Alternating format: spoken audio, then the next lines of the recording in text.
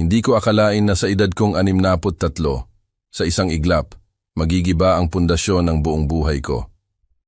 Ang bahay na aking pinagsikapang itayo, bawat ladrilyo, bawat pako, ay pinuno ko ng pangarap at pag-asa para sa aking pamilya. Hindi lang ito istruktura ng kahoy at semento. Ito ang silungan ng aking mga alaala, ang saksing tahimik sa bawat hirap at saya na pinagdaanan namin ng aking asawa, si Elena, at ng aming pinakamamahal na anak, si Teresa. Ngunit, ang buhay, kung minsan, ay may sariling plano. Plano na minsan ay masakit at hindi inaasahan. 4,500,000 piso. Iyon ang halagang kinailangan para sa operasyon ko sa puso. Isang coronary artery bypass graft, ang sabi ng doktor. Kung hindi raw agarang gagawin, baka hindi na ako umabot sa susunod na Pasko. Narinig ko ang mga salitang iyon at tila ba tumigil ang ikot ng mundo ko. Hindi ko na inisip ang sarili ko. Ang inisip ko ay ang kinabukasan ng aking anak. Ano ang mangyayari kay Teresa kung mawawala ako? Wala na siyang ina. At kung pati ako ay mawawala, mag-isa na lamang siya sa mundong ito. Kaya kahit masakit, kahit parang tinutunaw ang puso ko sa bawat piraso ng alaala na nakakabit sa bahay na iyon, ipinagbili ko. Oo, ipinagbili ko ang tanging ari-arian na masasabi kong akin, ang pinagmulan ng aming mga pangarap para lang magkaroon ng pag-asang mabuhay pa. Ang proseso ng pagbebenta ay tila isang mahabang pagluluksa. Bawat sulok, bawat kalansing ng susi sa pintuan ay nagpapaalala sa akin ng mga panahong kasama ko pa si Elena, ang huni ng hangin na nagdadala ng halimuyak ng sariwang kape tuwing umaga, ang tawanan ni Teresa sa likod bahay. Ngayon, ang lahat ng iyon ay magiging alaala na lamang.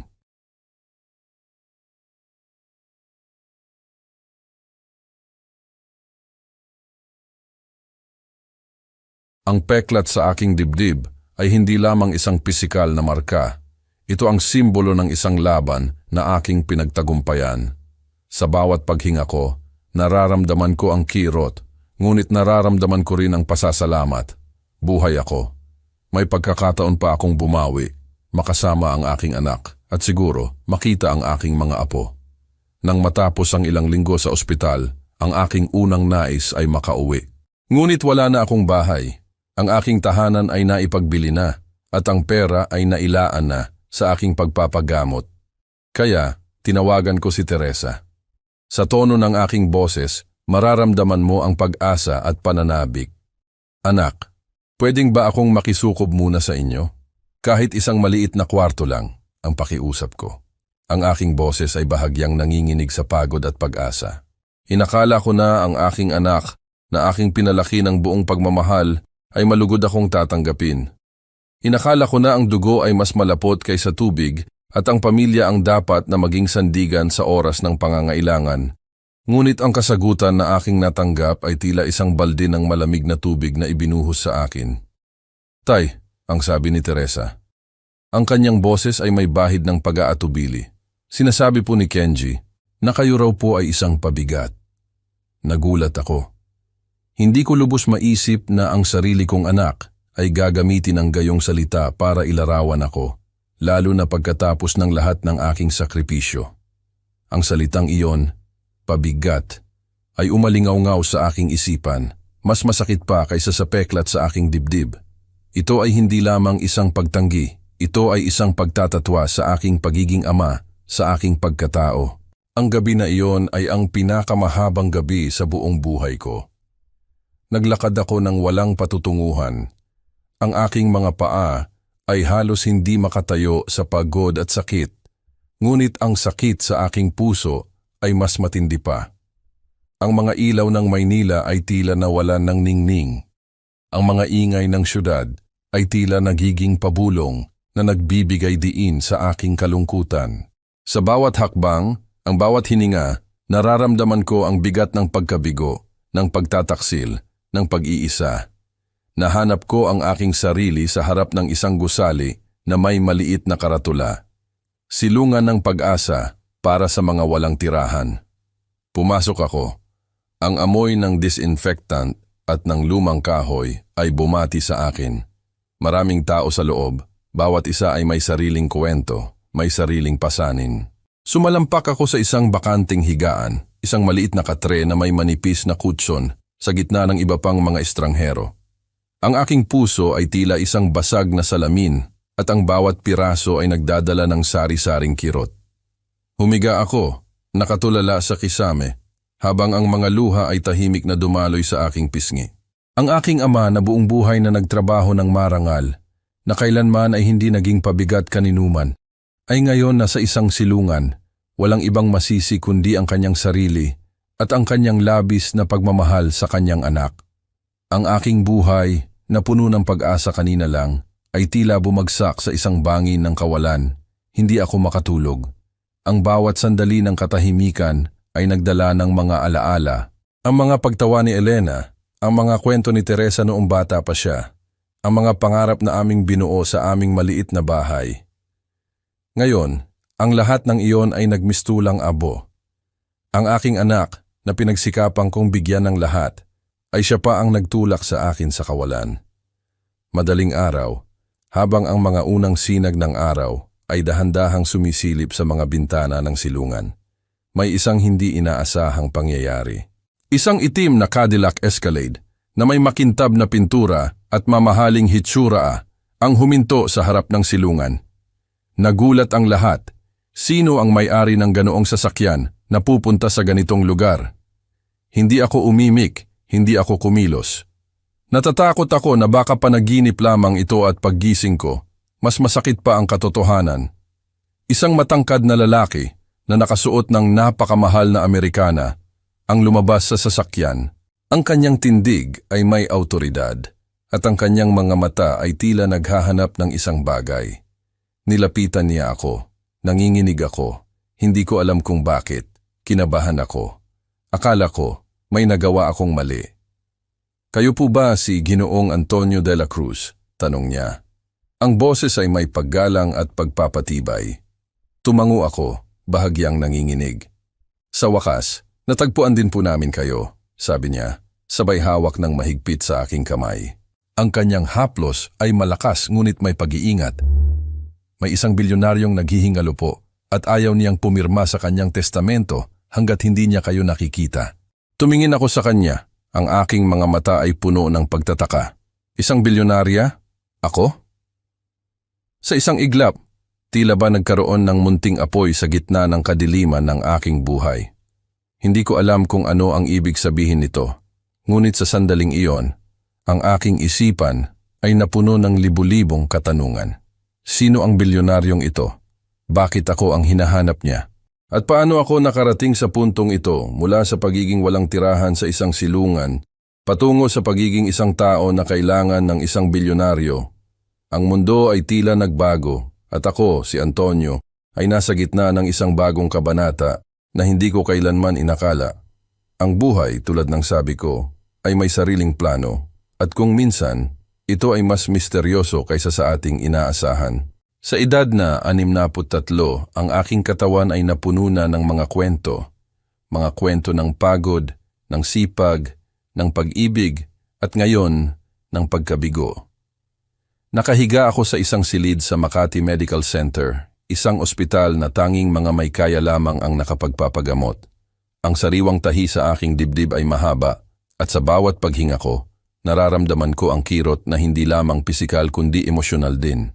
Habang nagpapagaling ako sa aking operasyon, isang masakit na katotohanan ang unti-unting lumilinaw sa aking isipan.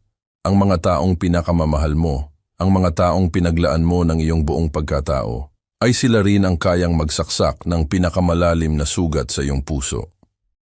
Ang coronary artery bypass graft ko ay matagumpay. Ang mga doktor ay masaya at ang kanilang mga ngiti ay nagbigay sa akin ng kakaibang ginhawa. Ngunit kahit na ang aking puso ay pisikal na gumaling, ang aking damdamin ay tila basag-basag. Hindi ito kaya ng anumang operasyon o gamot na paghilumin.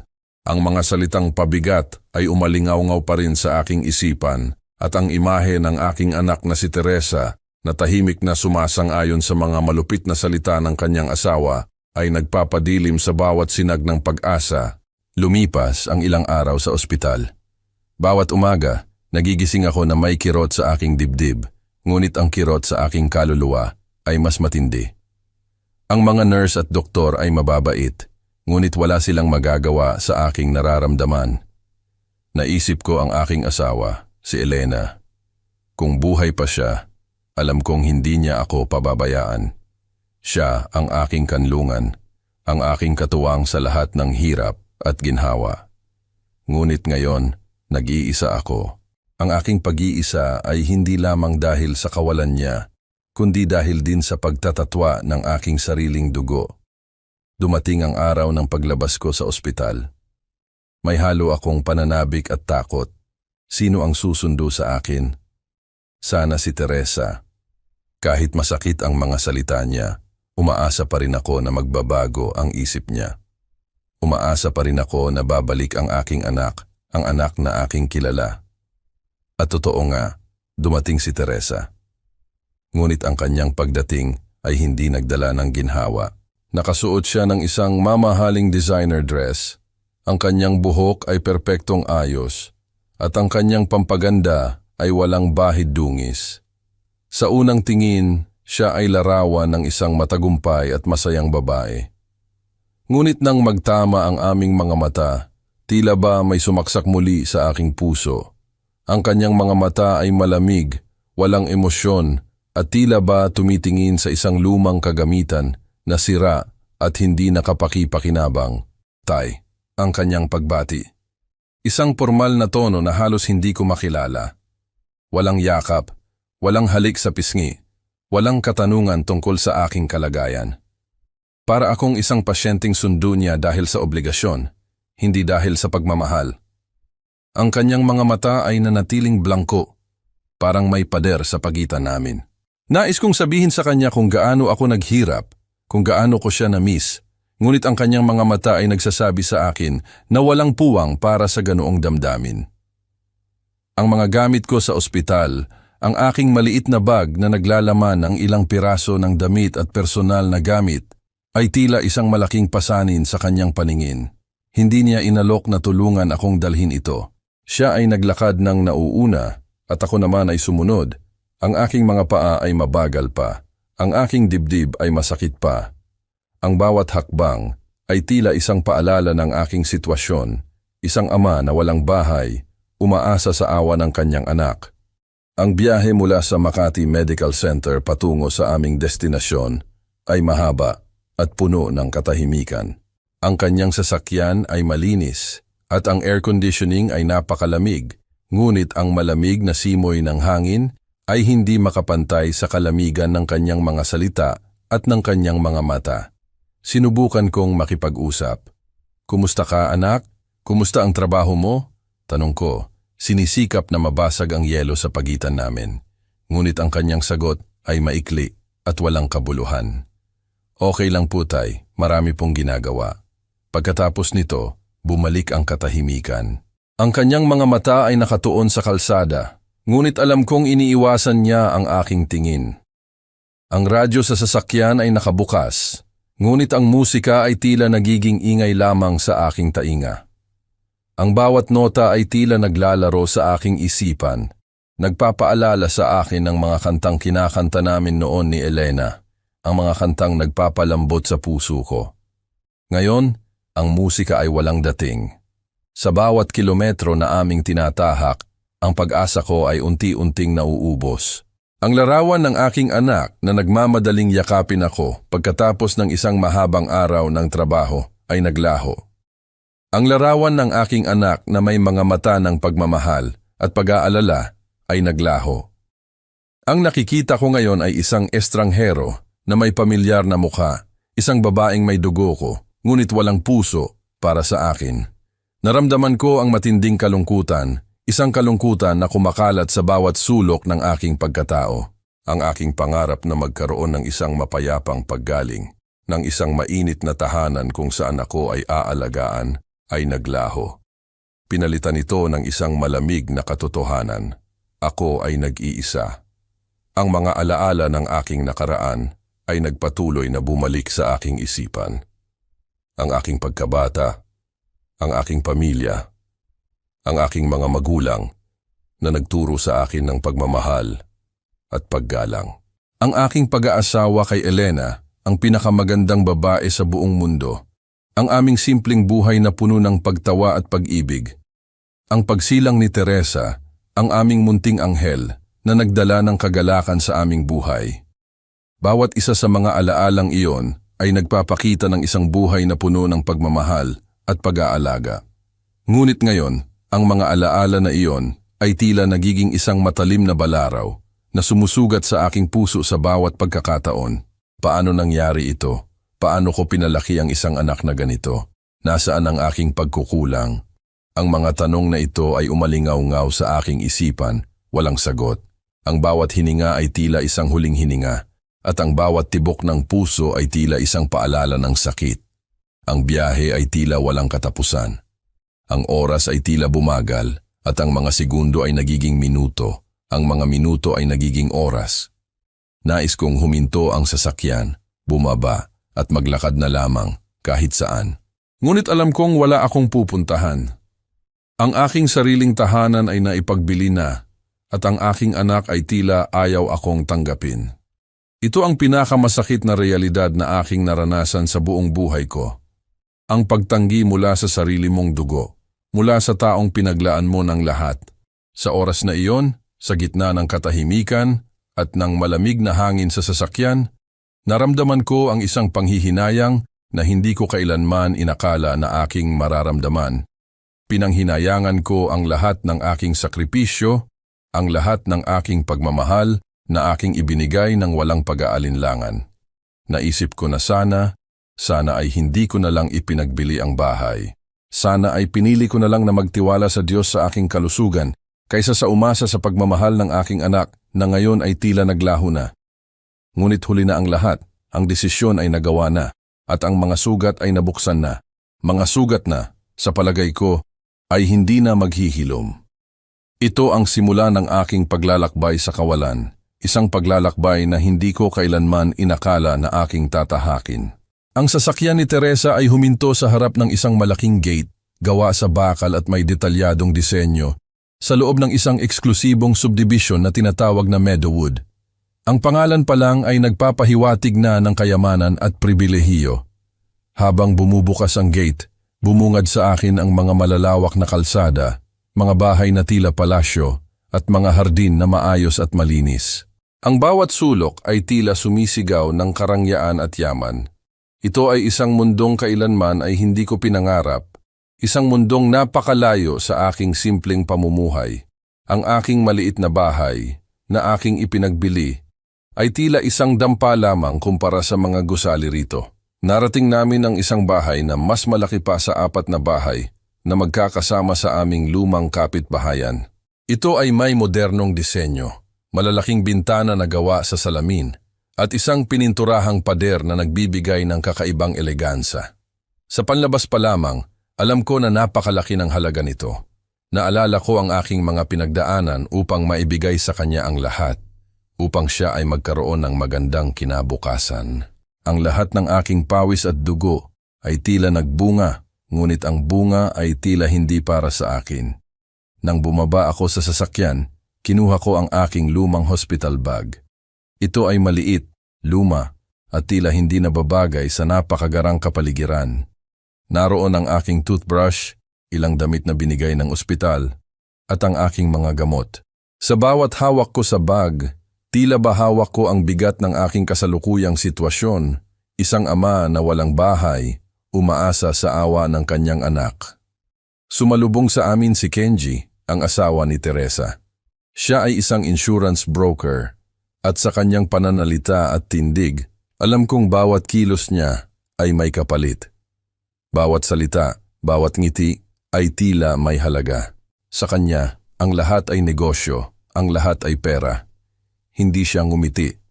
Hindi niya ako niyakap. Binati niya ako ng isang malamig na tango, na tila ba ako ay isang panauhin na hindi inaasahan o mas masahol pa, isang obligasyon na kailangan niyang harapin. Ginoong de la Cruz ang kanyang bati. Ang boses ay kalmado ngunit walang init. Para siyang isang robot na sumusunod sa isang programa. Welcome po sa aming tahanan. Ngunit ang kanyang mga mata ay nagsasabi ng ibang kwento. Ang kanyang mga mata ay nagsasabi na ako ay hindi welcome. Pumasok ako sa loob ng bahay. Ang loob ay mas marangya pa kaysa sa labas. Malawak ang living room, may mga mamahaling muebles, malaking telebisyon na nakasabit sa dingding at mga palamuti na tila galing pa sa ibang bansa. Ngunit sa kabila ng lahat ng karangyaan, ang hangin sa loob ay malamig. Hindi ito ang malamig na dulot ng air conditioning. Ito ang malamig na dulot ng kawalan ng pagmamahal. Para akong nasa isang hamba ng yelo, ang bawat hininga ay tila nagpapalamig sa akin. Tumayo ako sa gitna ng malawak na living room, hawak ang aking lumang hospital bag. Ang mga mata ko ay iginala sa paligid, ngunit wala akong naramdamang init. Ang mga pader ay kulay puti at tila ba walang kaluluwa. Ang mga sining na nakasabit ay mamahalin, ngunit tila walang kwento. Walang mga larawan ng pamilya, walang mga palamuti na nagpapakita ng personal na ugnayan. Ang lahat ay tila idinisenyo para sa isang magasin, hindi para sa isang tunay na tahanan. Nararamdaman ko ang aking sarili na tila isang estranghero, isang nanghihimasok sa teritoryo ng iba. Ang aking presensya ay tila isang mantsa sa kanilang perpektong mundo. Pakiramdam ko, bawat galaw ko ay pinagmamasdan, bawat hininga ay hinuhusgahan. Ang aking puso, na kagagaling lamang sa operasyon, ay muling nasasaktan. Masakit isipin na ang sarili mong anak ay nagawang iparamdam sa iyo na ikaw ay isang pabigat. Naisip ko ang aking lumang bahay. Simple lang iyon, oo, ngunit puno ng init, ng alaala, ng pagmamahal. Ang amoy ng sariwang kape sa umaga, ang halakhak ng mga bata sa kalye, ang pagtawa ni Elena habang nagluluto. Ang mga pader na iyon ay mayroong mga kuwento. Ang bawat sulok ay mayroong alaala.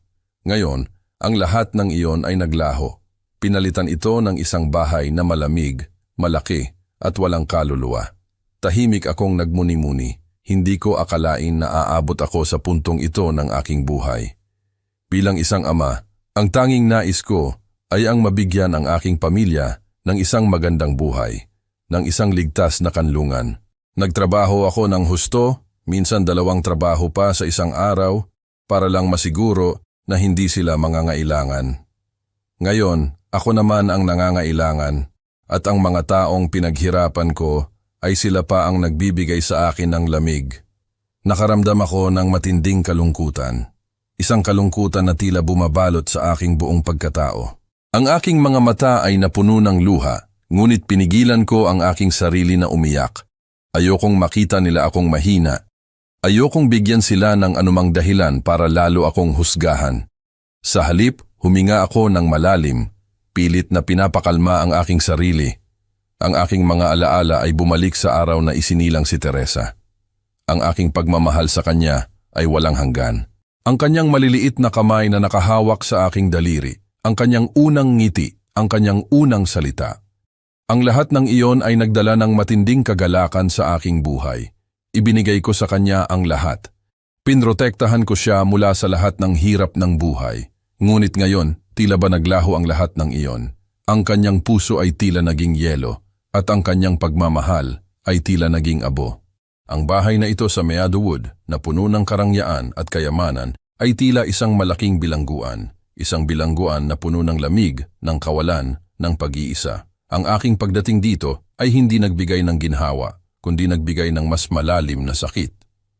Masakit na malaman na ang iyong sariling dugo ay kayang iparamdam sa iyo na ikaw ay hindi na kailangan, isang pabigat.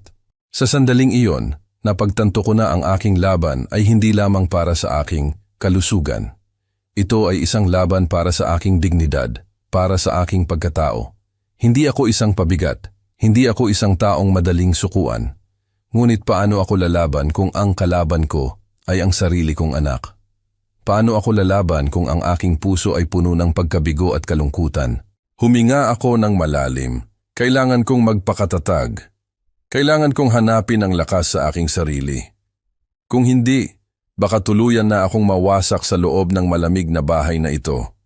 Ang pagiging isang ama ay hindi lamang tungkol sa pagbibigay ng material na bagay. Ito ay tungkol sa pagbibigay ng pagmamahal, ng pag-asa, ng pangarap. At ngayon, tila ba ang lahat ng iyon ay naglaho na.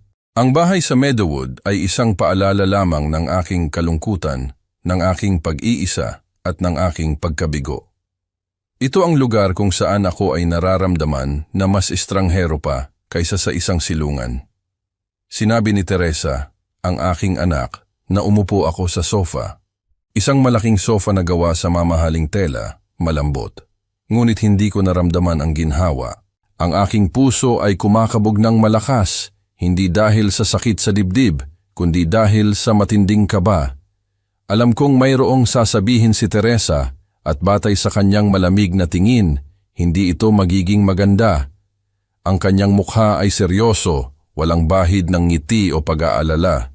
Para siyang isang abogadong naghahanda para sa isang kaso.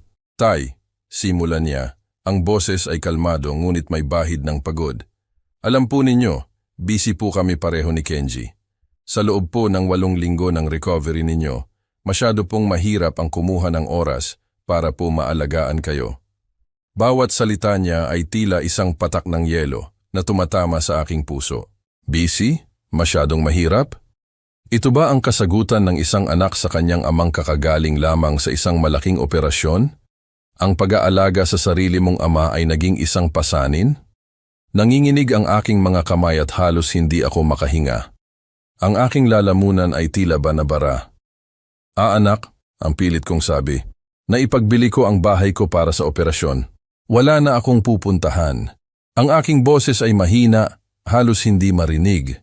Umaasa ako na ang mga salitang iyon ay magpapalambot sa kanyang puso, na maalala niya ang lahat ng aking sakripisyo, ang lahat ng aking pagmamahal.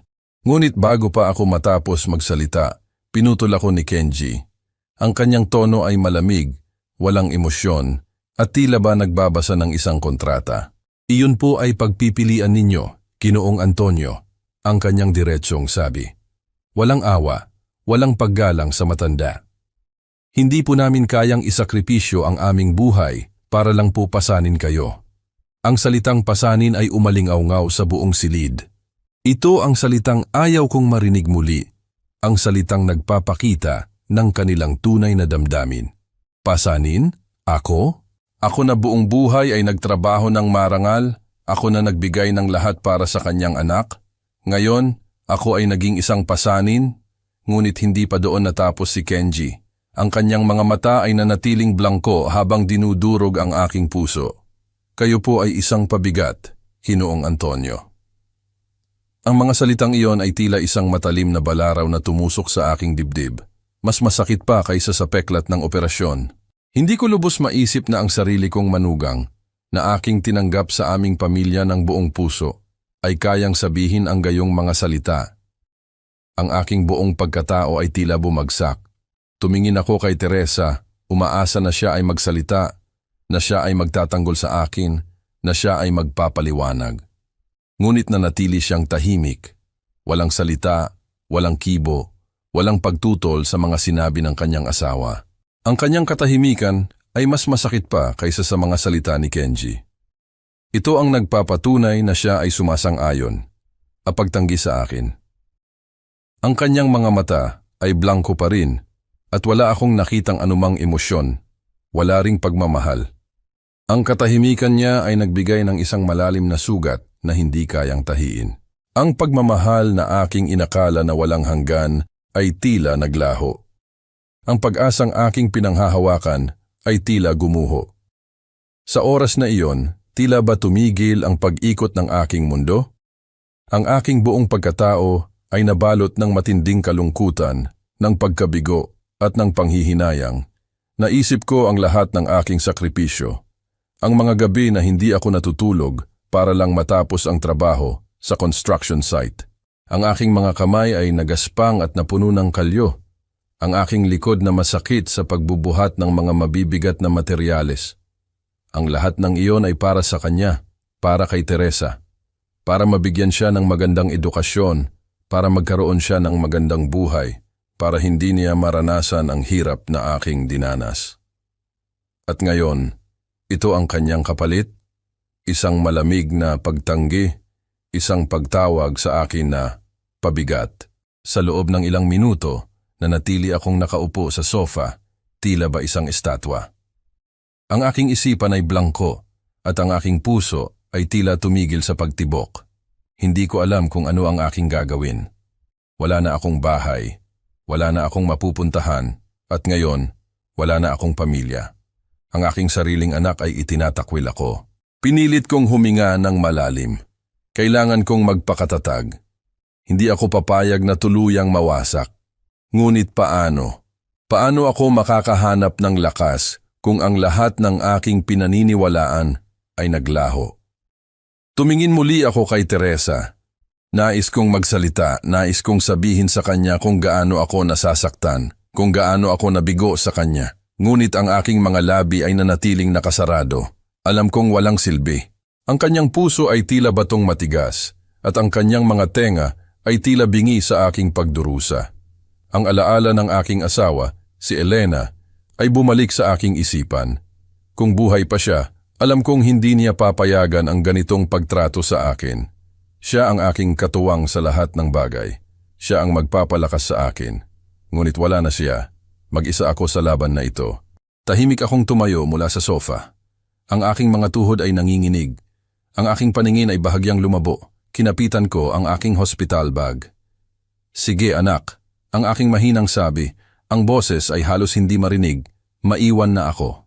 Hindi ko hinintay ang kanilang sagot. Alam kong wala silang sasabihin. Alam kong ang kanilang desisyon ay pinal na. Nagsimula akong maglakad patungo sa pintuan. Ang bawat hakbang ay mabigat, tila ba nagdadala ako ng libu-libong bato. Ang aking puso ay puno ng sakit. Ang aking pag-asa ay naglaho. Sa likod ko wala akong narinig na anumang ingay, walang pagpigil, walang pagmamakaawa, walang paghingi ng tawad. Ang tanging naririnig ko ay ang tunog ng aking sariling mga yapak, na tila naglalakad patungo sa kawalan. Nang papalabas ako sa pintuan, lumingon ako sandali.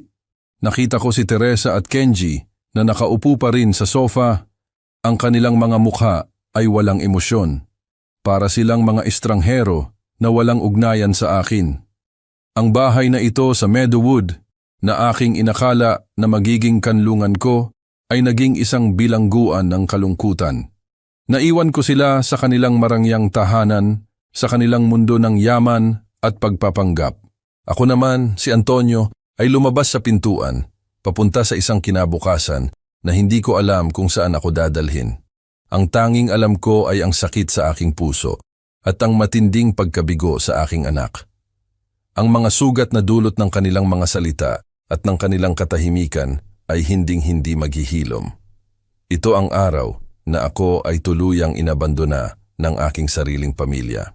Ang bawat hakbang ko palabas ng malaking bahay sa Meadowood ay tila may libu-libong karayom na tumutusok sa aking mga paa. Ang aking mga binti ay nanginginig, hindi lamang sa pagod at sa hindi pagganap na paggaling mula sa operasyon, kundi dahil sa matinding kirot na nararamdaman ko sa aking puso. Ang mga salita ni Kenji at ang katahimikan ni Teresa ay umalingaw-ngaw sa aking isipan. Pabigat, hindi kayang isakripisyo ang buhay para sa iyo. Bawat salita ay tila isang suntok sa aking pagkatao. Naglakad ako nang walang patutunguhan. Ang aking lumang hospital bag ay mabigat sa aking kamay. Lumubog na ang araw at ang mga ilaw ng Maynila ay dahan-dahang nagsimulang magningning.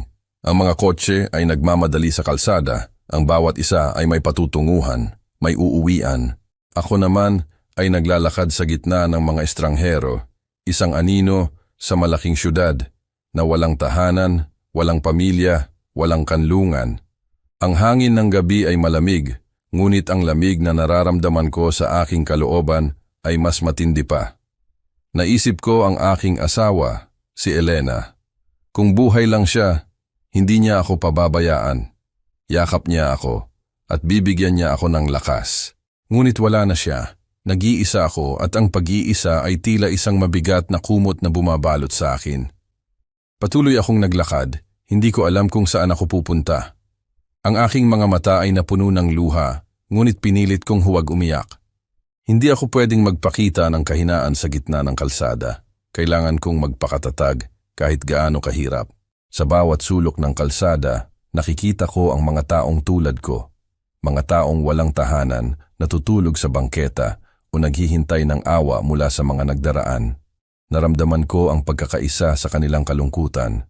Bawat isa sa kanila ay may kwento, may pinagdaanan. At ngayon, ako ay isa na sa kanila.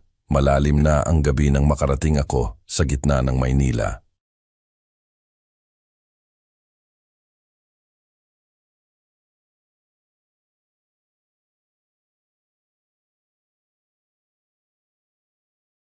Isang kanlungan para sa mga taong tulad ko. Pumasok ako sa loob.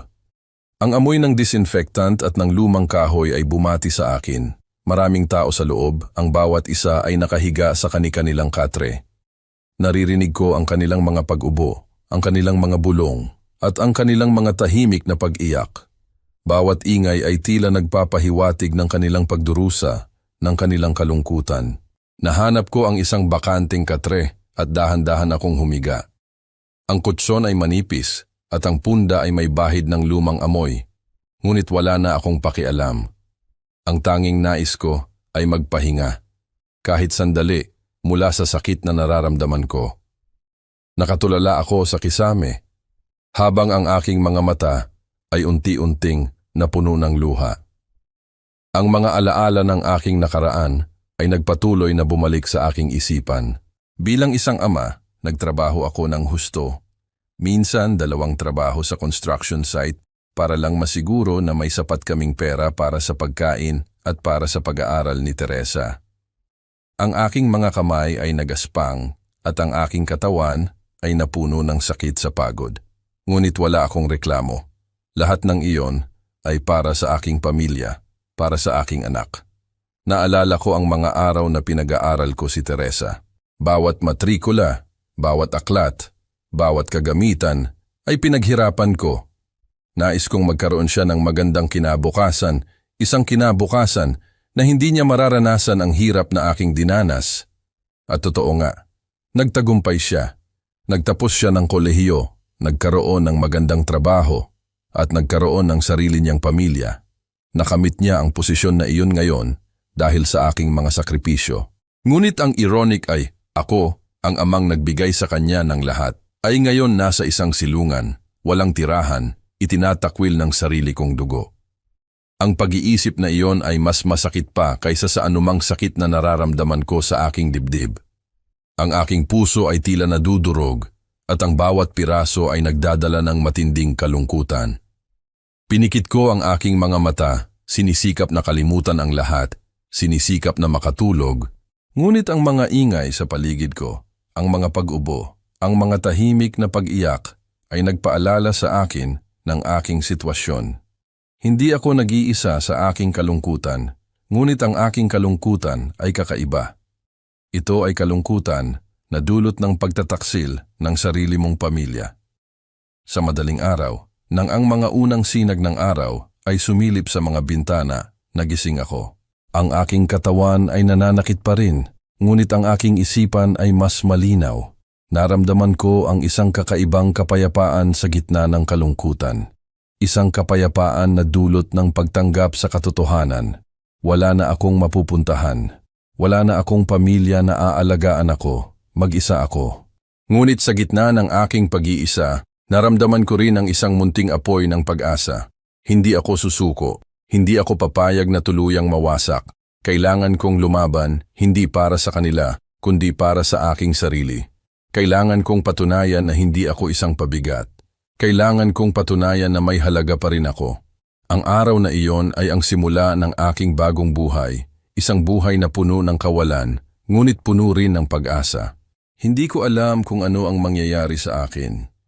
Hindi ko alam kung saan ako pupunta. Ngunit alam ko na kailangan kong magpatuloy. Kailangan kong hanapin ang aking sariling paraan para makabangon, para makakita ng liwanag sa dilim. Ang silungan na ito ay hindi lamang isang lugar para sa mga walang tirahan. Ito ay naging isang lugar kung saan ako ay natuto na harapin ang katotohanan. At kung saan ako ay natuto na magpakatatag sa gitna ng hirap. Ito ang aking bagong tahanan, kahit pansamantala lang. At sa loob ng silungan na ito, natagpuan ko ang isang bahagi ng aking sarili na matagal nang nawala. Ang aking tapang, ang aking determinasyon, at ang aking pag-asa na hindi pa lubusang namamatay. Ang 5 araw ko sa silungan ay 5 araw ng pagtuklas sa isang bagong uri ng kalungkutan. Ang kalungkutan ng ganap na pag-iisa. Bawat umaga, nagigising ako sa gitna ng mga estranghero. Ang bawat isa ay may sariling pasanin, sariling kwento ng kawalan. Ang amoy ng lumang damit, ng sabon, at ng kaunting amoy pawis ay naging bahagi ng aking pang-araw-araw na pamumuhay. Ang mga tunog ng ubo, ng mahinang pag-uusap at ng mga hakbang ay naging bahagi ng aking bagong mundo. Sa loob ng 5 araw na iyon, ako, si Antonio, ay natutong makihalubilo sa mga taong hindi ko kailanman inakala na aking makakasama. May isang matandang lalaki na dating guro, nawalan ng lahat dahil sa sugal.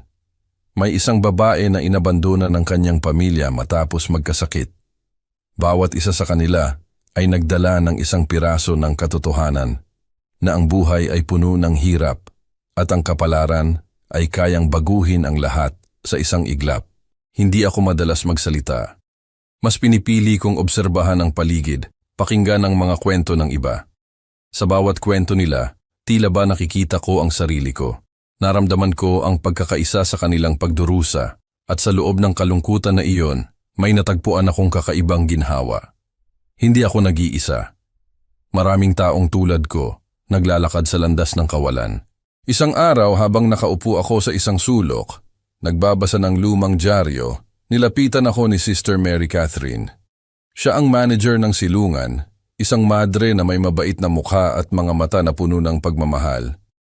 Ang kanyang edad ay marahil nasa 50, ngunit ang kanyang enerhiya ay tila walang hanggan. Palagi siyang nakangiti at palagi siyang handang makinig sa mga kwento ng bawat isa sa amin. Hinoong Antonio, ang kanyang bati, ang boses ay malumanay. Kamusta po ang pakiramdam ninyo ngayon? Tumingin ako sa kanya. Ang kanyang mga mata ay tila nakakakita sa aking kaluluwa. Alam kong napansin niya ang peklat sa aking dibdib. Ayos lang po, sister, ang aking sagot, na pilit ng umiti. Napansin ko po ang tahi sa inyong dibdib. Kagagaling ninyo lang po ba sa operasyon? Tanong niya, puno ng pag-aalala. Tumango ako. Opo, sister, bypass surgery po. Umupo siya sa tabi ko. Hindi siya nagmamadali. Ang kanyang presensya ay nagbigay sa akin ng kakaibang kapayapaan. Naramdaman ko na sa kanya, maaari akong magtiwala. Doon, sa gitna ng silungan, sa gitna ng mga pira-pirasong buhay, ibinahagi ko sa kanya ang aking kwento. Ang kwento ng aking asawa, si Elena, na yumao ng maaga. Ang kwento ng aking anak, si Teresa, na aking pinalaki ng buong pagmamahal, na aking pinagsikapang bigyan ng lahat. Sinabi ko sa kanya kung paano ko siya inalagaan, kung paano ko siya pinrotektahan mula sa hirap ng buhay, kung paano ko siya binigyan ng lahat ng kanyang gusto, para lang hindi niya maramdaman ang kawalan ng isang ina. Sister, ang aking sabi, ang boses ay nanginginig. Ginawa ko po ang lahat para sa kanya. Ayaw kong maramdaman niya na may kulang sa kanyang buhay.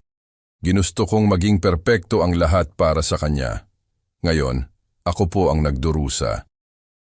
Nakikinig lamang si Sister Mary Catherine, ang kanyang mga mata ay puno ng pag-unawa. Hinawakan niya ang aking kamay. Ang kanyang haplos ay malambot, ngunit puno ng lakas. Ginoong Antonio, ang kanyang malumanay na sabi, minahal ninyo po ang inyong anak ng buong puso, at iyan po ay isang magandang bagay. Ngunit minsan sa ating sobrang pagmamahal, mayroon tayong nakakalimutan. Nagulat ako sa kanyang mga salita. Ano po ang ibig ninyong sabihin, sister? Ngumiti siya, isang ngiti na puno ng karunungan. Ginoong Antonio, napakagaling po ninyong magturo sa kanya kung paano pangalagaan ang kanyang sarili, hanggang sa nakalimutan na niya kung paano pangalagaan ang iba. Ang mga salitang iyon ay tila isang malakas na sampal sa aking mukha. Nagising ako. Tumingin ako kay Sister Mary Catherine at biglang lumiwanag ang lahat. Ang kanyang mga salita ay tila isang susi na nagbukas ng isang matagal ng saradong pinto sa aking isipan. Oo, nagawa kong palayawin si Teresa. Binigyan ko siya ng lahat. Hindi ko siya hinayaang maranasan ng hirap. Ako ang nagtrabaho para sa lahat. Ako ang nagdesisyon para sa lahat. Hindi ko siya tinuruan kung paano magbigay, kung paano magsakripisyo, kung paano mag-alaga sa iba. Tinuruan ko siyang maging independent na mangalaga lamang sa sarili niya. At ngayon, ito ang bunga ng aking mga pagkukulang. Ang katotohanan ay masakit, ngunit ito ay totoo. Hindi ko siya tinuruan kung paano maging isang responsabling anak sa kanyang mga magulang. Tinuruan ko siyang maging isang babaeng kayang mabuhay nang walang tulong ng iba, ngunit hindi ko siya tinuruan kung paano maging isang babaeng may puso para sa iba. Pinunasan ko ang aking mga luha. Ang mga salita ni Sister Mary Catherine ay nagbigay sa akin ng kakaibang kapayapaan. Sa wakas naintindihan ko, hindi lahat ng pagkukulang ay sa akin, hindi lahat ng kasalanan ay sa kanila. May bahagi ako sa kung ano ang naging si Teresa ngayon. Maraming salamat po, Sister, ang aking sabi. Ang boses ay puno ng pasasalamat. Ngayon ko lang po naintindihan, ngumiti si Sister Mary Catherine.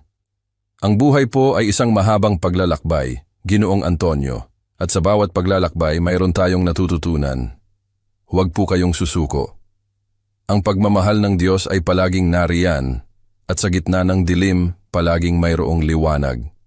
Ang kanyang mga salita ay nagbigay sa akin ng pag-asa. Sa loob ng 5 araw na iyon, ako ay nakipaglaban sa aking kalungkutan, sa aking pagkabigo. Ngunit sa tulong ni Sister Mary Catherine, natutunan kong tignan ang aking sitwasyon sa ibang perspektibo. Hindi ako isang pabigat. Ako ay isang ama na nagkamali, ngunit handa ng matuto. Ang silungan na ito, na aking inakala na magiging huling hintuan ng aking buhay, ay naging isang lugar ng paggaling, hindi lamang para sa aking katawan, kundi para sa aking kaluluwa. Sa bawat pira-pirasong buhay na aking nakasama, at sa bawat karunungan na ibinahagi ni Sister Mary Catherine, natagpuan ko ang lakas para magpatuloy. Ang aking paglalakbay ay hindi pa tapos. At sa bawat bagong umaga, mayroong bagong pag-asa, bagong simula. Ito ang silungan na nagbigay sa akin ng pagkakataong muling makilala ang aking sarili at muling magkaroon ng pananampalataya sa buhay. Ang ika-6 na araw ko sa silungan ay nagsimula tulad ng dati. Nagising ako ng maaga bago pa man sumikat ang araw. Sa gitna ng tahimik na paghinga at mahinang pag-ubo ng aking mga kasama sa silungan. Ang sikat ng araw sa Maynila ay dahan-dahang sumisilip sa mga bintana. Nagbibigay ng gintong kulay sa alikabok na lumulutang sa hangin. Umuupo ako sa labas, sa isang maliit na bangko sa ilalim ng mangga. Nagpapainit sa unang sinag ng araw. Ang init ay nakakaginhawa, na tila ba tinatanggal ang lamig na bumabalot sa aking katawan at kaluluwa. Pinapanood ko ang mga tao na nagmamadali sa kalsada. Ang bawat isa ay may patutunguhan, may mga pangarap. Naisip ko ang aking dating buhay. Ang mga araw na ako rin ay nagmamadali. Nagtatrabaho ng husto, puno ng pag-asa. Ngayon, ang lahat ng iyon ay tila isang malabong alaala. Ngunit sa loob ng aking kalungkutan, may natagpuan akong kakaibang kapayapaan. Ang pagtanggap sa aking kapalaran ay nagbigay sa akin ng lakas. Habang nagmumuni-muni ako, isang itim na Cadillac Escalade ang dahan-dahang huminto sa harap ng silungan. Ang sasakyan ay malinis at makintab, nagpapakita ng karangyaan. Nakita ko na ito dati, ang parehong sasakyan na sumundo sa akin sa unang araw ko rito. Ang aking puso ay kumabog ng mabilis. Ano kaya ang dahilan ng kanilang pagbabalik? Akala ko, tapos na ang lahat. Bumaba ang isang lalaki na nakasuot ng napakamahal na Amerikana, ang parehong lalaki na sumundo sa akin. Ang kanyang pangalan ay James, isang abogado. Ang kanyang tindig ay may awtoridad at ang kanyang mga mata ay matalim. Nilapitan niya ako, ang kanyang mukha ay seryoso. Ginoong Antonio de la Cruz? Tanong niya. Ang kanyang boses ay kalmado. Tumango ako. Ang aking lalamunan ay tila nabara. Kami po ay matagal na kayong hinahanap, patuloy niya. May isang napakakapangyarihang ginangpo na naghihingalo at nais kayong makita. Nagulat ako. Naghihingalo? Nais akong makita? Sino ang babaeng ito? At bakit niya ako hinahanap? Ang aking isipan ay napuno ng libu-libong katanungan. Hindi ko lubos maisip na sa aking sitwasyon, sa gitna ng kawalan, may isang tao pa ring naghahanap sa akin. Sino po siya? Tanong ko. Ang boses ay bahagyang nanginginig. Siya po ay si Ginang Lourdes Whitmore, ang kanyang sagot. Isang bilyonarya at ang pinuno ng Whitmore Group. Whitmore Group? Ang pangalan ay pamilyar. Ito ay isa sa mga pinakamalaking kumpanya sa Pilipinas na may negosyo sa real estate, telekomunikasyon at marami pang iba. Hindi ko lubos maisip na may kinalaman ako sa ganitong uri ng tao. Bakit niya po ako gustong makita? Tanong ko ulit, puno ng pagtataka. Ngumiti si James, isang ngiti na bahagyang nakapagpagaan sa aking loob. Iyan po ang inyong malalaman kapag nakita ninyo siya, Ginoong Antonio. Ngayon po, kailangan na nating magmadali. Hindi na po marami ang oras niya. Dahan-dahan akong tumayo. Ang aking mga binti ay nanginginig pa rin. Kinuha ko ang aking hospital bag. Sige po, ang aking sabi. Binuksan ni James ang pintuan ng Cadillac. Sumakay ako sa likod at ang sasakyan ay dahan-dahang umalis sa harap ng silungan. Habang papalayo kami, lumingon ako sa silungan. Ang lugar na iyon ay naging aking tahanan sa loob ng 6 na araw, isang lugar ng kapayapaan at pagtanggap. Ngayon, iiwan ko na ito, papunta sa isang kinabukasan na hindi ko alam kung ano ang dala.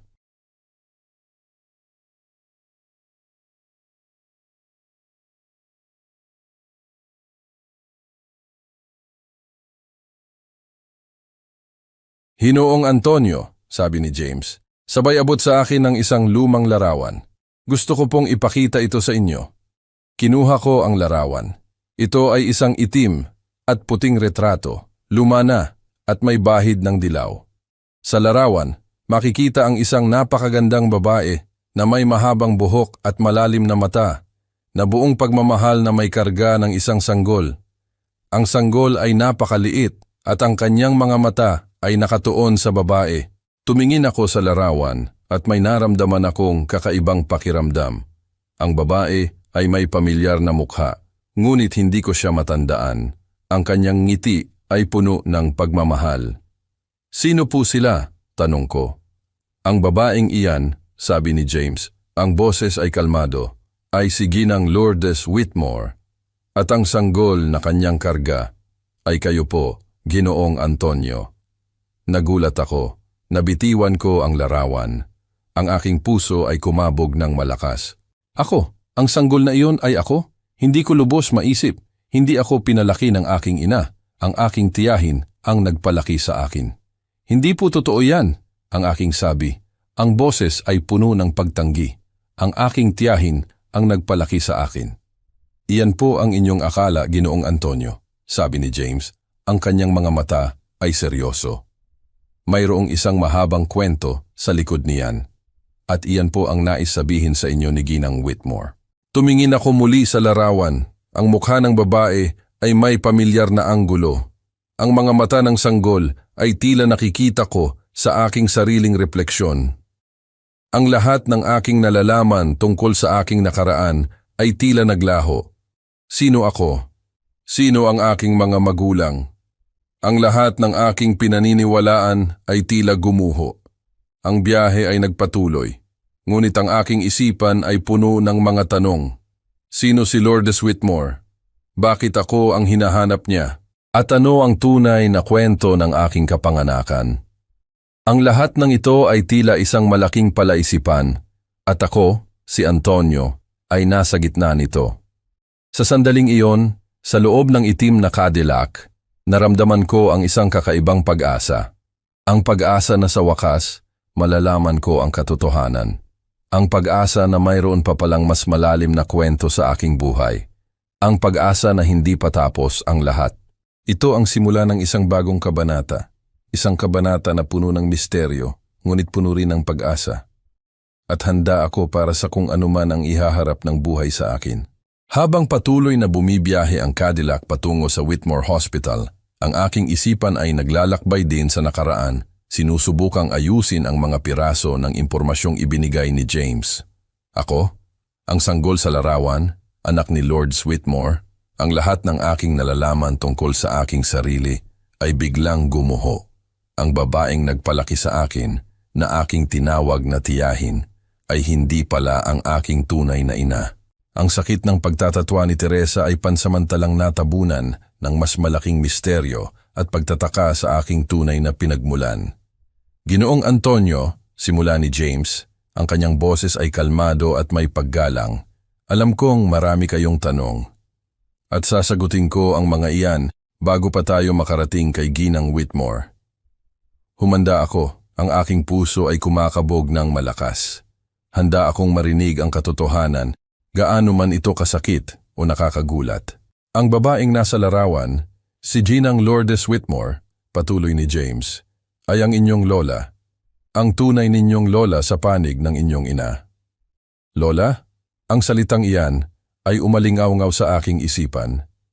Isang lola na ngayon ko lang nalaman ang existence. Ang inyong tunay na ina, sabi ni James, ay si Catalina Whitmore. Siya ang anak ni Ginang Lourdes. Nag-aral siya sa Europa noong taong 1950s. Doon, nakilala niya ang isang simpleng construction worker na Pilipino rin. Nag-ibigan sila ng totoo at nagkaroon sila ng lihim na relasyon. Nakikinig ako ng mabuti sa bawat salita. Ang aking ina ay nagmahal ng isang simpleng construction worker. Ito ay isang kwento na tila galing sa isang nobela.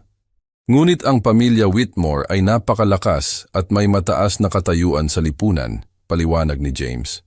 Ang ideya na ang kanilang anak na babae, si Catalina, ay umibig sa isang mahirap na manggagawa ay hindi nila matanggap. Ito ay magdadala ng kahihiyan sa kanilang pangalan at reputasyon. Naramdaman ko ang sakit sa kwento. Ang mga pamantayan ng lipunan, ang yaman, ang kapangyarihan, ito ang naghihiwalay sa mga tao. Nang malaman ng pamilya na buntis si Catalina, pinilit nila siyang itago ito mula sa publiko. Ipinadala siya sa Switzerland, sa isang liblib na lugar, upang doon manganak ng walang nakakaalam, sabi ni James. Ang kanyang boses ay puno ng pagkalungkot. Nanginig ang aking labi. Switzerland? Ang aking ina ay nagdusa ng mag-isa sa ibang bansa. Doon po, sa isang maliit na pribadong klinika, isinilang kayo ni Catalina, Hinoong Antonio, patuloy ni James. Ngunit, dahil sa hirap at sakit ng panganganak at sa matinding kalungkutan na kanyang dinanas, pumanaw si Catalina pagkatapos kayong isilang. Ang mga salitang iyon ay tumusok sa aking puso. Ang aking tunay na ina ay pumanaw habang ako ay isinilang. Ang aking kapanganakan ay naging dahilan ng kanyang kamatayan. Ang bigat ng impormasyon ay halos hindi ko na makaya. Ang pamilya Whitmore, lalo na ang inyong lolo, na si Hinoong Eduardo Whitmore, ay napakababagsik at napakakontrolado, sabi ni James. Ayaw niya na magkaroon ng anumang bakas ng iskandalo sa kanilang pamilya. Kaya ipinag-utos niya na ilayo kayo kay Ginang Lourdes. Kinuha kayo at ipinaubaya sa isang pamilya na akala niya ay malayo at walang alam sa tunay ninyong pinagmulan. Ang pamilyang nagpalaki sa inyo, ang aking inimbestigahan, ay malayo sa Maynila at wala silang ideya na kayo ay anak ng isang Whitmore. Naintindihan ko na ngayon. Ang aking tiyahin, na aking tinawag na ina, ay sadyang pinili para ilayo ako sa aking tunay na pamilya. Ang aking pagkabata, ang aking buong buhay, ay isang malaking lihim. Ngunit hindi po sumuko si Ginang Lourdes, sabi ni James. Ang kanyang boses ay puno ng paghanga. Ang kanyang pagmamahal sa kanyang anak at sa kanyang apo ay mas matindi pa kaysa sa pagnanais ng kanyang asawa na itago ang katotohanan. Sa loob ng 63 taon, Ginoong Antonio, araw-araw, gabi-gabi, hinahanap niya kayo. Gumastos siya ng milyon-milyong piso, nag-hire ng pinakamagagaling na detectives, mga private investigator, at mga DNA experts sa buong mundo. Hindi siya sumuko. Bawat pahiwatig, bawat lead, sinusundan niya. Nais niya lang kayong makita, makasama, bago siya pumanaw. 63 taon, milyon-milyong piso. Ang dedikasyon ni Lourdes ay nakakagulat. Sa loob ng 63 taon, habang ako ay naglalakad sa mundo na walang kamalay-malay sa aking tunay na pinagmulan, may isang lola na naghahanap sa akin puno ng pag-asa. Ang kanyang pagmamahal ay tila isang ilaw na patuloy na nagliliyab sa gitna ng kadiliman. Paano ninyo po ako natagpuan? Tanong ko. Ang aking boses ay nanginginig sa damdamin. Ang mga DNA samples na nakuha namin mula sa mga lumang gamit ng inyong ina at mula sa inyong lola ay nagtutugma, paliwanag ni James. Isa itong napakahirap na proseso. Marami kaming sinundan na mga dead end. Ngunit sa tulong ng isang bagong teknolohiya sa DNA analysis at sa pagtitiyaga ng aming grupo, natagpuan namin ang koneksyon nang malaman namin ang tungkol sa inyong operasyon at ang inyong sitwasyon. Doon kami nagsimulang maghinala. Isang Antonio de la Cruz sa isang silungan sa Maynila na may edad na 63 at may parehong blood type at ilang natatanging genetic markers. Ito ay hindi na maaaring maging isang simpleng pagkakataon. Ang lahat ay malinaw na ngayon. Ang bawat piraso ng palaisipan ay nagtutugma. Ang aking buhay na aking inakala na simple at ordinaryo ay puno pala ng mga lihim at misteryo. Ako si Antonio de la Cruz, ang dating construction worker, ang inabandona ng kanyang anak, ay apo ng isang bilyonarya. Ang sasakyan ay huminto. Narating na namin ang Whitmore Hospital, isang malaking gusali na gawa sa salamin at bakal, puno ng karangyaan at teknolohiya. Ngunit sa oras na iyon, ang karangyaan ng lugar ay hindi na gaanong mahalaga. Ang tanging nais ko ay makita si Lord Whitmore, ang lola na buong buhay na naghanap sa akin. Naramdaman ko ang pag-asa na mayroon pa palang pamilya na nagmamahal sa akin. Ang pag-asa na ang aking buhay ay may mas malalim na kahulugan. Ang pag-asa na hindi pa tapos ang aking kwento. Ang mga lihim ng dugo ng mga Whitmore ay natuklasan na. At ako, si Antonio, ay handa nang harapin ang bagong yugto ng aking buhay. Ito ang simula ng aking paglalakbay patungo sa katotohanan at sa pagtuklas ng aking tunay na identidad. Ang pagpasok sa Whitmore Hospital ay tila pagpasok sa isang mundo na hiwalay sa lahat ng aking naranasan. Ang mga corridors ay malinis, tahimik, at ang amoy ng disinfectant ay tila mas pinong bersyon. Ang bawat sulok ay sumisigaw ng kayamanan at pribilehiyo. Ang sahig ay makintab. Ang mga dingding ay pininturahan ng kulay na nagbibigay ng kapayapaan at ang bawat staff ay nakangiti at propesyonal. Ito ay ibang-iba sa mga silungan at pampublikong ospital na aking nakita. Inihatid ako ni James sa isang VIP room sa itaas na palapag. Habang papalapit kami sa pintuan, ang aking puso ay kumabog ng malakas. Ang anticipation, ang pag-asa, ang takot, lahat ng emosyon ay nagsasama-sama sa aking kalooban. Sino ang babaeng ito? Paano ang magiging reaksyon niya sa akin? Pagkatapos ng 63 taon, sa wakas ay magtatagpo kami. Binuksan ni James ang pintuan. Bumungad sa akin ang isang malaking silid, maluwag at puno ng karangyaan. May isang malaking bintana na nagbibigay ng malawak na tanawin ng syudad. Ang mga muebles ay gawa sa mamahaling kahoy at tela. May mga bulaklak sa gilid ng kama at ang hangin ay puno ng sariwang halimuyak.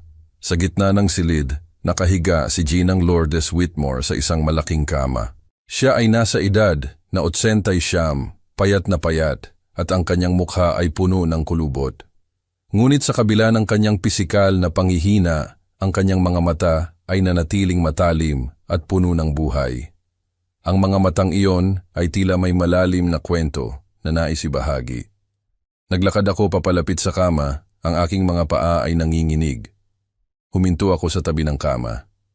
Tumingin ako sa kanya at nakita ko ang kanyang mga mata na nagningning sa pagkilala. Antonio, ang kanyang mahinang sabi, ang kanyang boses ay tila isang bulong. Hinawakan niya ang aking kamay at ang kanyang haplos ay malambot at nanginginig. Ang kanyang mga kamay ay payat at puno ng mga ugat, ngunit ang kanyang paghawak ay puno ng pagmamahal. Antonio, apo ko, ang kanyang sabi. At doon, dumaloy ang kanyang mga luha. Ang mga luha ay dumaloy sa kanyang mga kulubot na pisngi, puno ng kalungkutan at kagalakan. Ang tagal kitang hinanap. Ang tagal kitang hinintay. Hindi ko na napigilan ang aking sarili. Ang mga luha ay dumaloy din sa aking mga mata. Hinawakan ko ang kanyang kamay ng mahigpit. Lola, ang aking sabi, ang boses ay nanginginig sa damdamin. Ang aking apo, ang kanyang sabi habang pinupunasan ang kanyang mga luha. Kamukhang kamukha mo ang iyong lolo, ang iyong mga mata, ang iyong tindig. Kamukhang kamukha mo siya. Naramdaman ko ang isang kakaibang koneksyon sa kanya, isang koneksyon na hindi ko naramdaman kaninuman sa buong buhay ko. Ang dugo, ang tunay na dugo, ay nagsasama-sama. Patawarin mo ako, apo, ang kanyang sabi. Ang boses ay puno ng pagsisisi. Patawarin mo ako sa aking pagiging duwag noon. Ang iyong lolo, si Eduardo, ay napakababagsik at napakakontrolado. Hindi niya matanggap na ang kanyang anak na si Catalina ay umibig sa isang simpleng manggagawa. Nang isinilang ka, ipinag-utos niya na ilayo ka sa akin at ipinaubaya sa ibang pamilya. Hindi ko siya kayang labanan noon. Ako ay duwag. Ngunit, hindi ako sumuko. Araw-araw, hinanap kita. Bawat araw ng aking buhay, ikaw ang aking pangarap na makita. Ang kanyang mga salita ay nagbigay sa akin ng pag-unawa. Hindi niya ako iniwan dahil ayaw niya ako. Iniwan niya ako dahil sa takot at sa kapangyarihan ng aking lolo. Ang kanyang paghahanap sa akin sa loob ng 63 taon ay nagpatunay ng kanyang pagmamahal. Hindi ko po kayo masisisi, Lola, ang aking sabi. Salamat po sa paghahanap ninyo sa akin. Ngumiti siya. Isang ngiti na puno ng kapayapaan. Hindi ko po kayang ipikit ang aking mga mata hanggat hindi ko pa naibibigay sa iyo ang mga bagay na nararapat sa iyo, Antonio. Tumingin ako sa kanya, puno ng pagtataka. Ano po ang ibig ninyong sabihin, Lola? Huminga siya ng malalim. Antonio, ikaw ang nag-iisang buhay na Whitmore na may direktang dugo mula sa akin at sa aking anak na si Catalina. Ikaw ang nag-iisang karapat-dapat na tagapagmana. Ang buong kayamanan ng pamilya Whitmore, ang Whitmore Group, ang lahat ng aming ari-arian ay sa iyo na. Ikaw ang magiging tagapagmana ng lahat. Nagulat ako. Ang mga salitang iyon ay tila isang malaking pader na bumagsak sa aking harapan. Tagapagmana ng Whitmore Group, ang bilyon-bilyong piso na kayamanan. Ako, si Antonio de la Cruz, ang dating construction worker, ang inabandona ng kanyang anak, ay ngayon ang tagapagmana ng isa sa mga pinakamalaking kumpanya sa Pilipinas. Hindi ko alam kung ano ang aking sasabihin. Ang aking isipan ay blanko. Ang bigat ng impormasyon ay halos hindi ko na makaya. Mula sa pagiging walang tirahan, patungo sa pagiging isang bilyonaryo, ang pagbabago ay napakabilis at napakalaki. Ngunit Lola, ang aking sabi, hindi po ako sanay sa ganitong buhay. Hindi po ako marunong magpatakbo ng malaking kumpanya. Ngumiti si Ginang Lourdes, isang ngiti na puno ng karunungan. Hindi mo kailangan maging perpekto, apo. Ang tanging kailangan mo ay ang iyong puso, ang iyong tapang, at ang iyong pagmamahal. Mayroon ka ng mga yon, at may mga taong tutulong sa iyo. Si James, halimbawa, ay magiging gabay mo. Tumingin ako kay James at ngumiti siya. Ginoong Antonio, sabi niya, hindi po kayo nag-iisa. Tutulungan po namin kayo. Muling humawak ng mahigpit si Ginang Lourdes sa aking kamay. Antonio, ang aking buhay ay tapos na, ngunit ang iyong buhay ay nagsisimula pa lamang.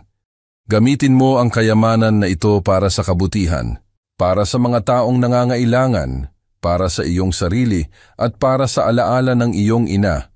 Ito ang aking huling hiling sa iyo. Tumango ako, ang aking mga mata ay puno ng luha. Opo, Lola, gagawin ko po ang lahat. Ang huling pagtatagpo namin ni Ginang Lourdes Whitmore ay puno ng damdamin. Ito ay isang pagtatagpo na nagbigay sa akin ng bagong pag-asa, bagong layunin at bagong kinabukasan. Ang sakit ng pagtatatwa ni Teresa ay pansamantalang nawala, pinalitan ng isang matinding pag-asa. Naramdaman ko ang bigat ng responsibilidad, ngunit naramdaman ko rin ang kagalakan. Hindi ako nag-iisa. May pamilya akong nagmamahal sa akin. Nang pumanaw si Ginang Lourdes makalipas ang ilang oras, may kasama akong matinding kalungkutan ngunit may kasama rin akong kapayapaan. Alam kong natupad ang kanyang huling hiling, at ako si Antonio ay handa nang harapin ang bagong kabanata ng aking buhay bilang tagapagmana ng Whitmore Group. Ang lahat ng aking pinagdaanan, ang lahat ng aking hirap, ay tila may dahilan. At sa wakas, nahanap ko ang aking lugar sa mundo. Ang aking muling pagkawal at muling pagkahulog ay naging isang kwento ng pag-asa at pagbabago. Ang balita tungkol sa bagong tagapagmana ng Whitmore Group ay kumalat na parang apoy sa buong bansa. Si Antonio de la Cruz, ang dating simpleng construction worker na dating nakatira sa isang silungan, ay ngayon ang bagong pinuno ng isa sa pinakamalaking korporasyon sa Pilipinas. Ang mga dyaryo ay puno ng aking larawan at ng aking kwento. Ang mga telebisyon at radyo ay nag-uulat tungkol sa biglaang pagbabago ng aking kapalaran. Mula sa kawalan, ako ay biglang nagkaroon ng lahat. Sa loob ng ilang linggo, ang aking buhay ay nagbago ng husto. Nagkaroon ako ng mga bagong damit, bagong tirahan, at isang bagong mundo na kailangan kong matutunan. Si James, ang abogado, ay naging aking kanang kamay. Tinutulungan niya akong intindihin ang lahat ng aspeto ng Whitmore Group, mula sa mga pinansyal hanggang sa mga operasyon. Araw-araw, nag-aaral ako, nagbabasa, nakikipagpulong sa mga tao. Hindi madali, ngunit naramdaman ko ang presensya ni Lola Lourdes sa bawat desisyon na aking ginagawa. Nais kong parangalan ang kanyang alaala at gamitin ang kayamanan na ito para sa kabutihan. Binuksan ni James ang pintuan. Bumungad sa akin ang isang malaking silid, maluwag at puno ng karangyaan. May isang malaking bintana na nagbibigay ng malawak na tanawin ng syudad. Ang mga muwebles ay gawa sa mamahaling kahoy at tela.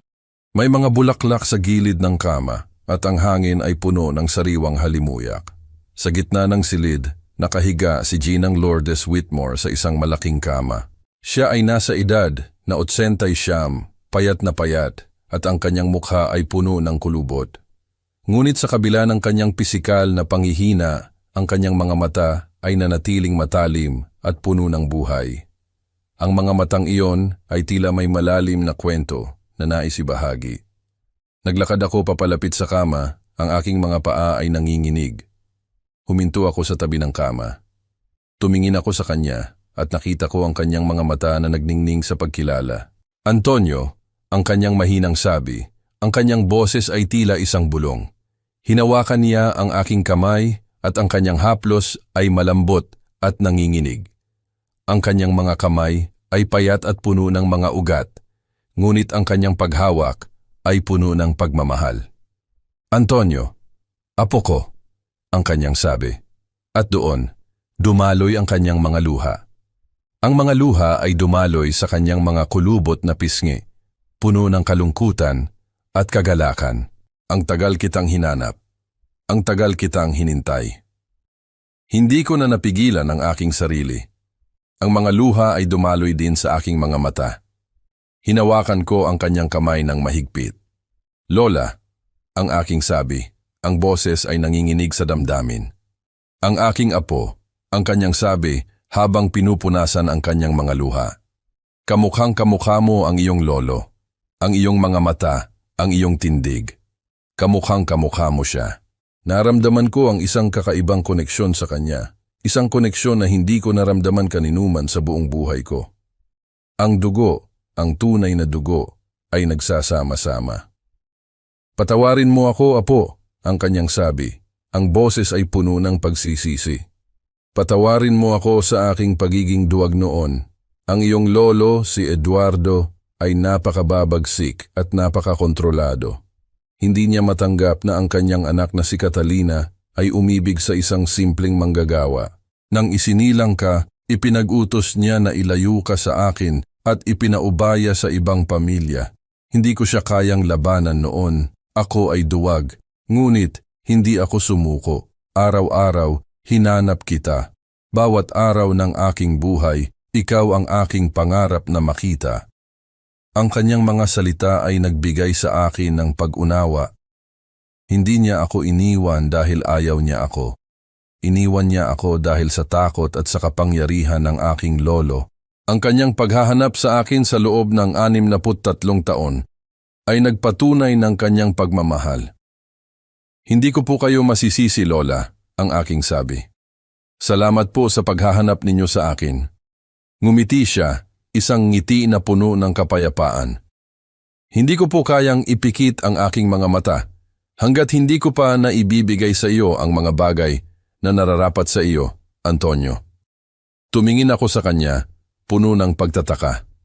Ano po ang ibig ninyong sabihin, Lola? Huminga siya ng malalim. Antonio, ikaw ang nag-iisang buhay na Whitmore na may direktang dugo mula sa akin at sa aking anak na si Catalina. Ikaw ang nag-iisang karapat-dapat na tagapagmana. Ang buong kayamanan ng pamilya Whitmore, ang Whitmore Group, ang lahat ng aming ari-arian ay sa iyo na. Ikaw ang magiging tagapagmana ng lahat. Nagulat ako. Ang mga salitang iyon ay tila isang malaking pader na bumagsak sa aking harapan. Tagapagmana ng Whitmore Group, ang bilyon-bilyong piso na kayamanan. Ako, si Antonio de la Cruz, ang dating construction worker, ang inabandona ng kanyang anak, ay ngayon ang tagapagmana ng isa sa mga pinakamalaking kumpanya sa Pilipinas. Hindi ko alam kung ano ang aking sasabihin. Ang aking isipan ay blanko. Ang bigat ng impormasyon ay halos hindi ko na makaya. Mula sa pagiging walang tirahan, patungo sa pagiging isang bilyonaryo, ang pagbabago ay napakabilis at napakalaki. Ngunit Lola, ang aking sabi, hindi po ako sanay sa ganitong buhay. Hindi po ako marunong magpatakbo ng malaking kumpanya. Ngumiti si Ginang Lourdes, isang ngiti na puno ng karunungan. Hindi mo kailangan maging perpekto, apo. Ang tanging kailangan mo ay ang iyong puso, ang iyong tapang, at ang iyong pagmamahal. Mayroon ka ng mga yon, at may mga taong tutulong sa iyo. Si James, halimbawa, ay magiging gabay mo. Tumingin ako kay James at ngumiti siya. Ginoong Antonio, sabi niya, hindi po kayo nag-iisa. Tutulungan po namin kayo. Muling humawak ng mahigpit si Ginang Lourdes sa aking kamay. Antonio, ang aking buhay ay tapos na, ngunit ang iyong buhay ay nagsisimula pa lamang. Gamitin mo ang kayamanan na ito para sa kabutihan, para sa mga taong nangangailangan, para sa iyong sarili at para sa alaala ng iyong ina. Ito ang aking huling hiling sa iyo. Tumango ako, ang aking mga mata ay puno ng luha. Opo, Lola, gagawin ko po ang lahat. Ang huling pagtatagpo namin ni Ginang Lourdes Whitmore ay puno ng damdamin. Ito ay isang pagtatagpo na nagbigay sa akin ng bagong pag-asa, bagong layunin at bagong kinabukasan. Ang sakit ng pagtatatwa ni Teresa ay pansamantalang nawala, pinalitan ng isang matinding pag-asa. Naramdaman ko ang bigat ng responsibilidad, ngunit naramdaman ko rin ang kagalakan. Hindi ako nag-iisa. May pamilya akong nagmamahal sa akin. Nang pumanaw si Ginang Lourdes makalipas ang ilang oras, may kasama akong matinding kalungkutan, ngunit may kasama rin akong kapayapaan. Alam kong natupad ang kanyang huling hiling. At ako si Antonio ay handa nang harapin ang bagong kabanata ng aking buhay bilang tagapagmana ng Whitmore Group. Ang lahat ng aking pinagdaanan, ang lahat ng aking hirap, ay tila may dahilan. At sa wakas, nahanap ko ang aking lugar sa mundo. Ang aking muling pagkawal at muling pagkahulog ay naging isang kwento ng pag-asa at pagbabago. Ang balita tungkol sa bagong tagapagmana ng Whitmore Group ay kumalat na parang apoy sa buong bansa. Si Antonio de la Cruz, ang dating simpleng construction worker na dating nakatira sa isang silungan, ay ngayon ang bagong pinuno ng isa sa pinakamalaking korporasyon sa Pilipinas. Ang mga dyaryo ay puno ng aking larawan at ng aking kwento.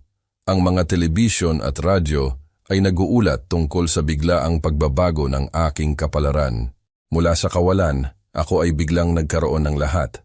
Sa loob ng ilang linggo, ang aking buhay ay nagbago ng husto. Nagkaroon ako ng mga bagong damit, bagong tirahan, at isang bagong mundo na kailangan kong matutunan. Si James, ang abogado, ay naging aking kanang kamay. Tinutulungan niya akong intindihin ang lahat ng aspeto ng Whitmore Group, mula sa mga pinansyal hanggang sa mga operasyon. Araw-araw, nag-aaral ako, nagbabasa, nakikipagpulong sa mga tao. Hindi madali, Ngunit naramdaman ko ang presensya ni Lola Lourdes sa bawat desisyon na aking ginagawa. Nais kong parangalan ang kanyang alaala at gamitin ang kayamanan na ito para sa kabutihan. Ngunit sa gitna ng lahat ng pagbabago, isang bagay ang nanatili sa aking puso, ang alaala ng pagtataksil ng aking anak at manugang. Hindi ko sila nakalimutan. Ngunit ang sakit na aking naramdaman noon ay napalitan ng isang kakaibang kapayapaan. Hindi ito galit, ito ay pagtanggap. Isang hapon, habang ako ay nasa isang executive suite sa isang 5-star hotel sa Makati, may kumatok sa pintuan. Binuksan ito ni James. Nakita ko si Teresa at Kenji na nakatayo sa labas. Ang kanilang mga mukha ay puno ng matinding pagsisisi. Ngunit sa aking mga mata, ang kanilang pagsisisi ay peke, artipisyal. Nandoon sila hindi dahil sa tunay silang nag-aalala sa akin, kundi dahil sa aking bagong katayuan. Tay, ang sabi ni Teresa. Ang kanyang boses ay nanginginig at ang kanyang mga mata ay puno ng luha. Ngayon lang niya ako tinawag na tay nang may tunay na damdamin ng pag-asa na baka mayroon pa siyang makukuha.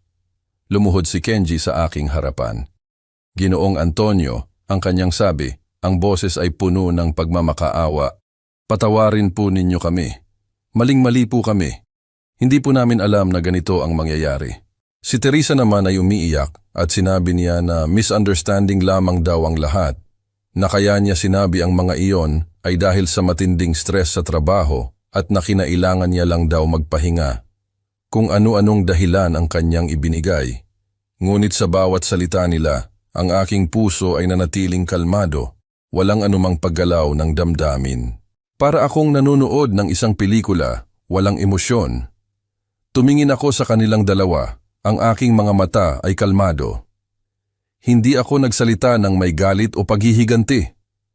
Wala na akong pakialam sa kanilang mga kasinungalingan at pagpapanggap.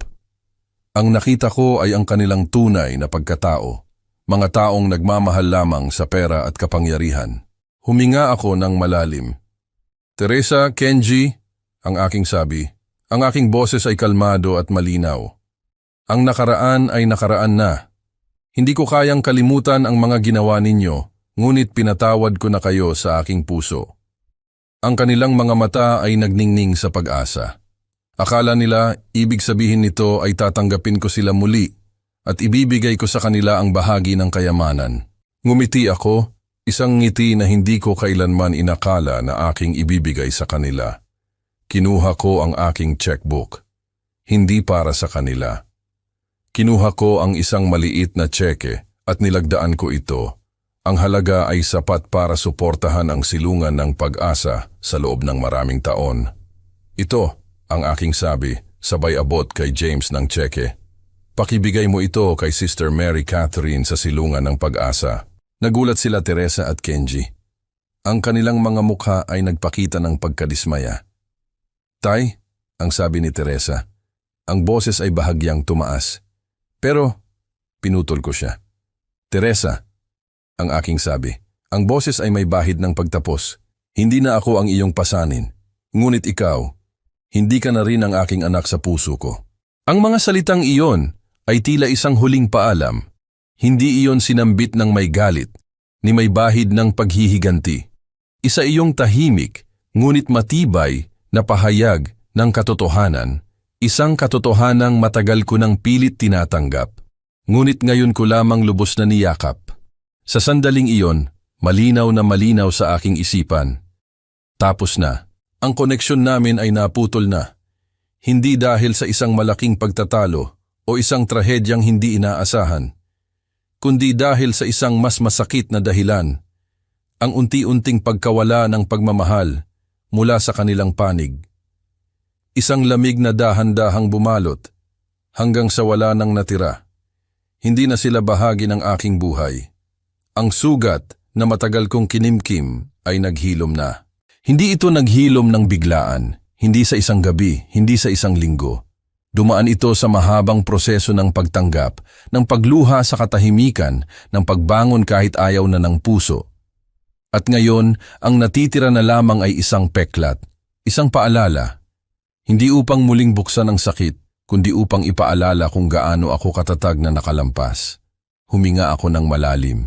Tumalikod ako, dahan-dahan, na para bang bawat hakbang ay may kasamang pagbitaw sa nakaraan. Ang bawat yabag ko papunta sa pintuan ay parang paglayo sa dating ako, sa taong patuloy na umaasa, patuloy na nasasaktan, patuloy na kumakapit kahit wala nang mahawakan. Binuksan ni James ang pintuan para sa akin. Tahimik siya, gaya ng dati. Ngunit sa kanyang mga mata, may respeto, may pagkilala. Para bang alam niya ang bigat ng sandaling iyon kahit hindi niya narinig ang buong kwento. Sa labas naghihintay ang aking bagong sasakyan, isang itim na luxury sedan. Makintab ang katawan nito, sumasalamin sa liwanag ng araw. Tahimik ang makina, ngunit ramdam ang lakas nito. Isang simbolo ng bagong simula. Isang bagay na dati hindi ko man lang pinangarap. Ngunit ngayon ay narito na, naghihintay para sa akin. May driver na nakatayo sa tabi, maayos ang tindig, handang maghatid sa akin kahit saan. Ma'am, magalang niyang bati habang binubuksan ang pinto. Sandali akong natigil. Hindi dahil sa pag-aalinlangan, kundi dahil sa bigat ng sandaling iyon. Ito na ba talaga? Ito na ang punto kung saan tuluyan ko nang iiwan ang lahat. Muli akong huminga. At saka ako sumakay. Pagpasok ko sa loob ng sasakyan, agad akong niyakap ng katahimikan. Malambot ang upuan, malamig ang hangin, at may kakaibang pakiramdam ng kapanatagan. Isinara ng driver ang pinto at sa isang iglap, tila naputol ang koneksyon ko sa labas, sa nakaraan, sa sakit, sa lahat ng iniwan ko. Unti-unting umandar ang sasakyan. Habang lumalayo kami, hindi ko maiwasang sumulyap sa bintana. Nandoon pa rin ang bahay. Ang parehong bahay na minsang naging tahanan. Ang parehong pader na nakasaksi ng aking mga sakripisyo, ng aking mga pangarap, ng aking pagmamahal. Ngunit ngayon, isa na lamang itong estruktura. Walang init, walang saysay. Napangiti ako ng bahagya. Isang simpleng tanong. Ngunit sa pagkakataong iyon, napakalalim ng kahulugan. Saan nga ba ako pupunta? Sa unang pagkakataon sa napakatagal na panahon, ako ang magpapasya. Hindi para sa kanila, hindi dahil sa obligasyon, kundi para sa sarili ko. Magmaneho ka muna, sagot ko, mahina ngunit tiyak. Gusto ko lang mag-isip. Opo ma'am. At nagpatuloy kami sa paglalakbay. Sa labas ng bintana, unti-unting nagbago ang tanawin. Mula sa pamilyar na mga kalsada, papunta sa mga lugar na hindi ko madalas puntahan. Mga gusali, mga tao, mga tindahan.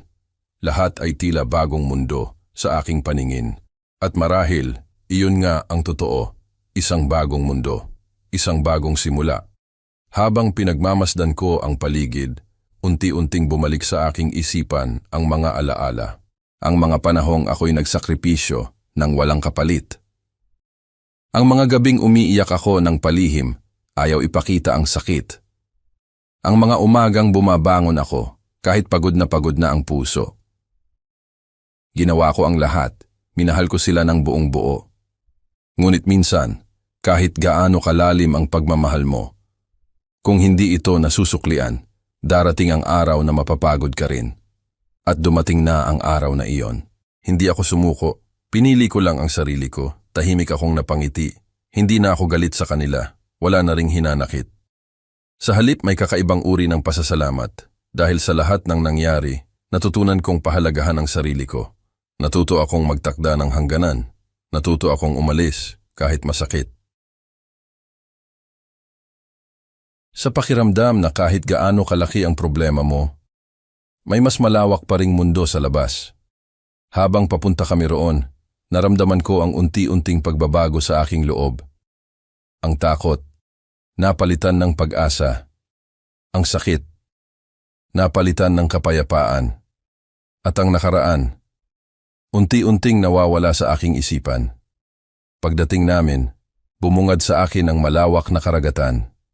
Asul, tahimik. Walang katapusan. Bumaba ako ng sasakyan, hinayaan kong haplusin ng hangin ang aking mukha. At sa sandaling iyon, para bang lahat ay naging malinaw. Ito ang simula, hindi ang katapusan. Lumakad ako papalapit sa dalampasigan. Dahan-dahan, sigurado. At sa bawat hakbang, naramdaman ko ang lakas na matagal ko nang hinahanap. Hindi ko na kailangan ang kanilang pag-apruba. Hindi ko na kailangan ang kanilang pagmamahal. Dahil sapat na ako, huminto ako. Tumingin sa abot tanaw. At sa wakas, napangiti ako ng totoo. Ang mundo ay nagbago. At sa pagkakataong ito, ako na ang may hawak ng direksyon. Sumakay ako sa sasakyan. Lumingon ako sa bintana at nakita ko si Teresa at Kenji na nakatayo pa rin sa pintuan ng executive suite. Ang kanilang mga mukha ay puno ng pagkabigo. Ngunit sa aking puso, wala akong naramdamang anumang pagsisisi. Naramdaman ko ang kapayapaan. Ang kapayapaan na matagal kong hinanap. Ang sasakyan ay dahan-dahang umalis. Tumingin ako sa labas, sa mga ilaw ng syudad, sa mga taong nagmamadali. Ang aking buhay ay isang mahabang paglalakbay. At sa wakas, narating ko ang isang lugar kung saan ako ay malaya. Malaya mula sa sakit, malaya mula sa pagkabigo, at malaya mula sa mga taong nagdulot sa akin ng kalungkutan. Ang aking kinabukasan ay nasa harap ko, isang kinabukasan na hindi ko kailanman pinangarap. Isang kinabukasan na puno ng pag-asa, ng layunin, at ng pagkakataong gumawa ng kabutihan. Hindi na ako isang pabigat. Ako ay si Antonio de la Cruz, ang bagong tagapagmana ng Whitmore Group, at handa akong harapin ang lahat ng hamon ng buhay, nang may kapayapaan sa aking puso at pag-asa sa aking kaluluwa. Ang aking kwento ay hindi isang kwento ng pagtataksil lamang. Ito ay isang kwento ng pagbangon, ng pagtuklas sa sarili at ng walang hanggang pag-asa.